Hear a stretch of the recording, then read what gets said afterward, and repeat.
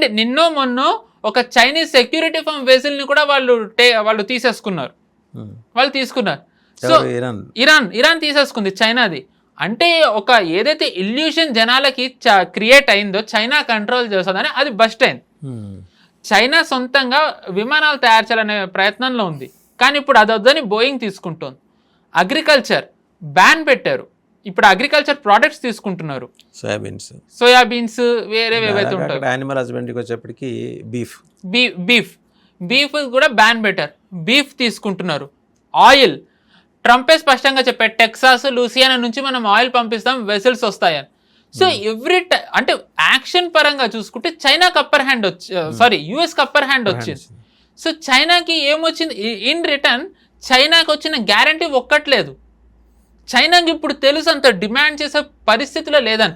కానీ మరి ఇన్వెస్ట్మెంట్ చూస్తే హ్యూజ్ ఇన్వెస్ట్మెంట్ ఉంది కదా. ఇన్వెస్ట్మెంట్లు పెడతామన్నారు, but we have to see ఎంతవరకు వెళ్తుందని. అది ఆ ప్రకటన చూస్తే వాళ్ళు 200 ఇస్తామన్నారు, తీసుకోమన్నారు అనేసి అంతే, అంతవరకే ఉంది. వర్డ్స్ తీసుకుంటామా లేదా అని చెప్పట్లేదు. Correct.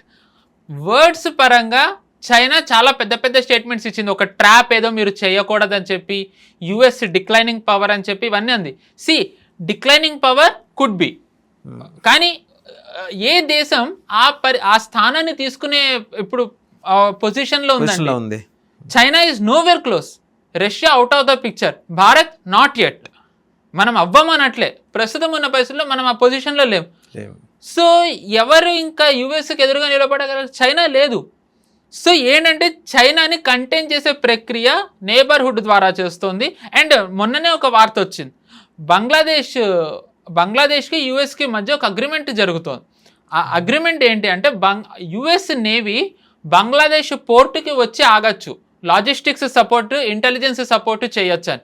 This is a very big threat for Bharat and for China. Navy support చేస్తుంది. ఎస్, అంటే ఇప్పుడు navy in the sense navy అంత సమర్థత ఉన్నది సంస్థనా? యుఎస్ స్ట్రెంథెన్ చేస్తే అవుతారు. As simple as that. అంటే నేవీ ఇన్ ది సెన్స్ వాళ్ళ పోర్ట్స్ ఏవైతే ఉంటాయో అక్కడికి వచ్చి యుఎస్ వెసల్స్ ఏవైతే ఉంటాయో ఆగచ్చు. అంటే రెఫ్రినిష్మెంట్ అని అంటారు కొంతమంది, కొన్ని స్ట్రెంథెన్ చేయడం, రిపేర్స్ చేయడం, వీటన్నిటికీ కూడా బంగ్లాదేశ్ పోర్ట్ వాడుకోవచ్చు. దీనికి అంటే ఈ నెగోషియేషన్ అవుతుంది. ఇది మన 2 దేశాలకి చాలా పెద్ద థ్రెట్. వాట్ ఇఫ్ వాళ్ళు దాంట్లో వెపన్స్ సప్లై చేస్తే?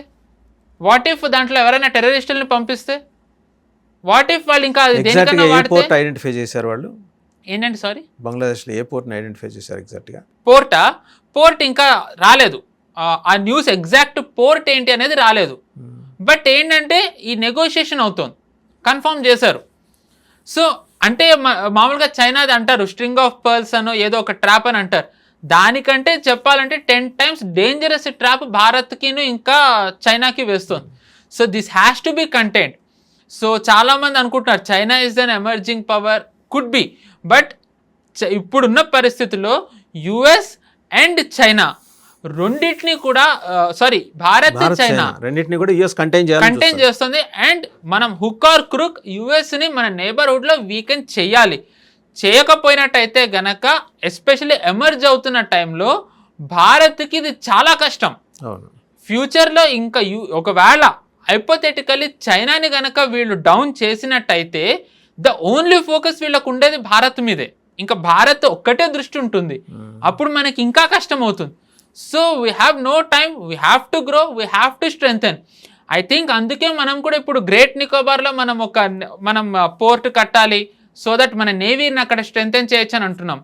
ఇంకొకటి మనం గమనించినట్టయితే యుఎస్ను మనం ఇక్కడ ఎందుకు మనం ఫేవరబుల్ పర్స్పెక్టివ్లో చూడకూడదు అంటే, ఇప్పుడు యుఎస్ బంగ్లాదేశ్కి వెళ్ళాలంటే ఏ వేళ అయితే వెళ్ళాలో అదే వేళ మనం ఆయిల్ ఎక్స్ట్రాక్ట్ చేయడానికి ప్రయత్నిస్తున్నాం.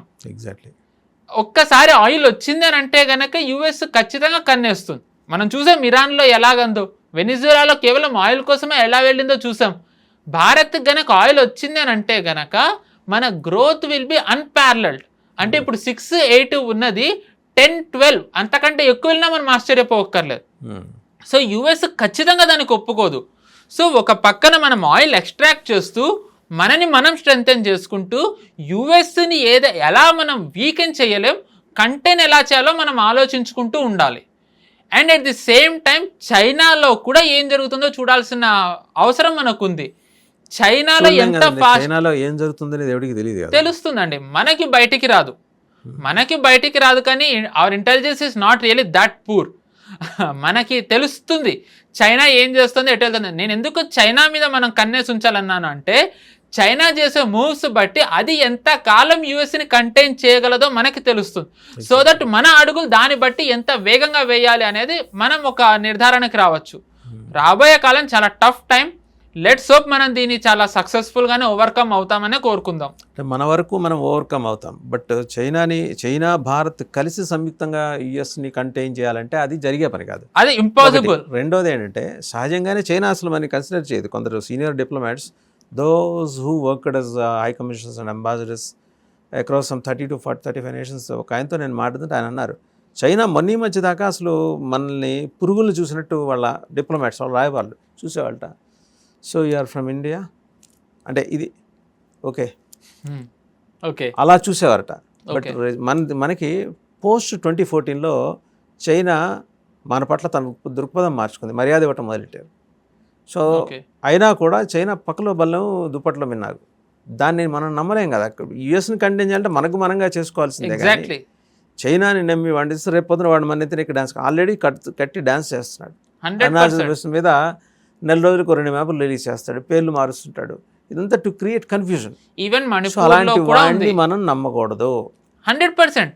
సో ఐ థింక్ నేను భారత్ చైనా అనేసరికి కలిసి అని అనుకున్నారేమో. నో, నా పర్స్పెక్టివ్ ఏంటంటే ఈ మన నేబర్హుడ్లో ఈ 2 దేశాలకి థ్రెట్ ఉంది.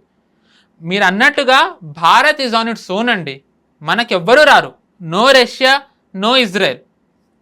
అంటే చాలామంది వీళ్ళ allies కష్టం వస్తే వస్తారనుకుంటారేమో, వచ్చే పరిస్థితిలో లేరు. వాళ్ళ జియో పొలిటికల్ ఇంట్రెస్ట్ బట్టి వాళ్ళు కూడా ఐదర్ న్యూట్రల్, మనకి వ్యతిరేకంగా వెళ్ళినా మనం ఆశ్చర్యపోక్కర్లేదు. ఒకవేళ యుఎస్తోనే వచ్చినట్టయితే వీఆర్ ఆన్ అవర్ ఓన్. నేను చైనా మీద ఒక కన్నేసి ఉంచాలని ఎందుకన్నానంటే, ఇప్పుడు మీకు ఈ చెప్పినవన్నిటి వల్ల డిస్ట్రాక్ట్ చేయడానికి ప్రజలని చైనా మన మీదకి రావచ్చు. గాల్వాన్ యాక్చువల్ అదే కదండి, కోవిడ్ అప్పుడు అందరూ కూడా చైనాని ఒక విలన్గా చూడడం మొదలుపెట్టారు. సో దాని నుంచి డిస్ట్రాక్ట్ చేయడానికి మామూలుగా సలామీ స్లైసింగ్లో భాగంగా నేను ఒక పార్ట్ తీసేసుకుందామని అనుకుంది. మనం అనుకోకుండా తిరగబడ్డాం. We stood strong. సో మీరు ఇందాక అన్నారు పర్స్పెక్టివ్ మనం అలాగే చూస్తున్నాను. ఇది ఇంకొక వేలో చెప్పాలంటే, చైనా ఏంటి అంటే యుఎస్ ఎలా అయితే చైనాని ఎదగకూడదని కోరుకుంటుందో, చైనా కూడా మనం ఎదగకూడదని కోరుకుంటుంది. సో సహజం అది. సో అందుకని చైనా కూడా మన ఎదుగుదల కోరుకోదు. అంటే మనకి 2 ఎనిమీస్ ఉన్నారు, ఒకటి యుఎస్, 2 చైనా. సో మనకి ఇన్ని థ్రెట్స్ ఉన్నాయి, ఇన్ని multi front threat, multiple countries ఉన్నాయి. సో ఈ టఫ్ టైం మనం దీన్ని సేల్ అవుట్ చేస్తేనే మన గ్రోత్ అన్పారలల్డ్ ఉంటుంది. So let's see how long we can contain and how long we will be sustaining in this battle అనేది మనం చూడాలి. Right, thank you Pavan Shresh గారు. సో చూసాం కదా, ఇది ఈ కాంటెక్స్ట్ కానీ, ఈ కాన్సెప్ట్ కానీ, అబ్జర్వేషన్స్ కానీ మనం చాలా సునిశ్చితంగా పరిగణలోకి తీసుకోవాల్సిన అంశాలు. ఎలా గేమ్ ప్లాన్ ఉంటుంది, వాళ్ళకి సంబంధించిన రెజ్యూమ్ తీసుకురావడం కోసం యుఎస్ అలాంటి కుట్రలు పన్నుతుంది. ఇమ్రాన్ ఖాన్ని ఒక ప్రధానమంత్రిని తప్పించేసి జైల్లో పెట్టించి ప్రజాస్వామ్యబద్ధంగా ఆ ఉగ్రవాద దేశంలో ఎన్నికైన ప్రధాని ఆయన్ని పదవి నుంచి తప్పించి జైల్లో పెట్టి హింస పెడుతుంది. అలాంటి యుఎస్ రేపు పొద్దున మన జోలికి ఎందుకు రాదు అనే సందేహాలు వస్తున్నాయి. కారణం ఏంటంటే, చైనాని భారత్ని కంటైన్ చేయాలి, తను సూపర్ పవర్గా మిగలాలంటే, ఉండాలంటే కాదు మిగలాలంటే. సో ఈ ప్రయత్నాల్లో భాగంగా ఇంకా ఇలాంటి ఎన్నో కుయుక్తులు అమెరికా పన్నుతుంది. దాన్ని మనం సమర్థవంతంగా ఎదుర్కోవాలి.